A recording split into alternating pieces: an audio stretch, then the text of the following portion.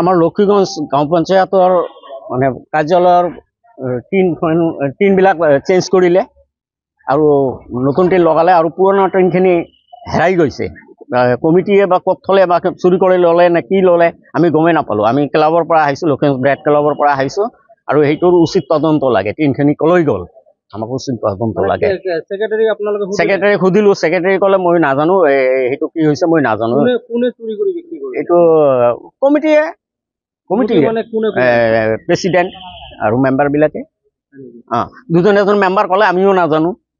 আমি এইটো উচিত তদন্ত বিচাৰোঁ। এতিয়াও দিয়া নাই, কিন্তু এইবিলাকতো এফআইআৰ নালাগে। অথৰিটিয়ে এইটো কি কৰিব, এফআইআৰ দিব। যিহেতু ছেক্ৰেটাৰী আছে, আমাৰ এজন গভৰ্ণমেণ্ট ছেক্ৰেটাৰী আছে, তেওঁৱে অথৰিটি এতিয়া ইয়াৰ বস্তুৰ তেওঁৱে এইটো তদন্ত কৰিব। আমাৰ লক্ষীগঞ্জ এখন ঐতিহাসিক ঠাই। দেশ স্বাধীনতাৰ পিছৰে পৰা এই পঞ্চায়ত আমি দেখিছোঁ, এই পঞ্চায়ত চলি আছে। কিন্তু আজি হঠাতে এটা বৰ দুখবৰ শুনিলোঁ অলপ আগতে। আমাৰ ক্লাবৰ ছেক্ৰেটাৰীয়ে ফোন কৰি জনালে যে এনেকুৱা লক্ষীগঞ্জ গাঁও পঞ্চায়তৰ যিটো অফিচ কাৰ্যালয়, এই কাৰ্যালয়ৰ টিনপাত পুৰণি হৈ যোৱাৰ কাৰণে নতুনকৈ চেঞ্জ কৰিলে, মানে বাকী যিখন পুৰণি টিন একচুৱেলি পঞ্চায়তৰ কাৰ্যালয়ত থাকিব লাগে, কিন্তু টিনখিনি নাই। আমি যেতিয়া ছেক্ৰেটাৰীক সুধিলোঁ যে টিনখিনি ক'ত গ'ল, তেখেতে অজ্ঞতা স্বীকাৰ কৰিলে মই নাজানো। ইয়াৰ প্ৰধান কাৰণ এই চুৰি হৈ গৈছে।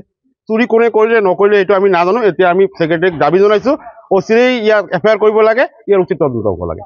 ঘটনাটো হ'ল মই লক্ষীগঞ্জ ছেক্ৰেটাৰী মনোজ চৌধুৰী। যোৱাকালি 11টা মানত প্ৰেচিডেণ্টে ফোন কৰিল, প্ৰেচিডেণ্ট হাজবেণ্ড যে আমি টিনটো খুলি নতুনটো লগাই দিম। পিছত টিনটো খুলি নতুনটো লগাই আছোঁ।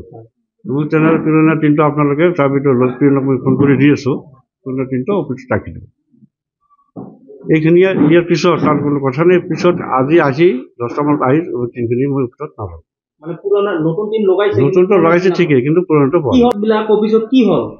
অফিচত আহি অফিচত নাপালোঁ, নাই দেখা নাই।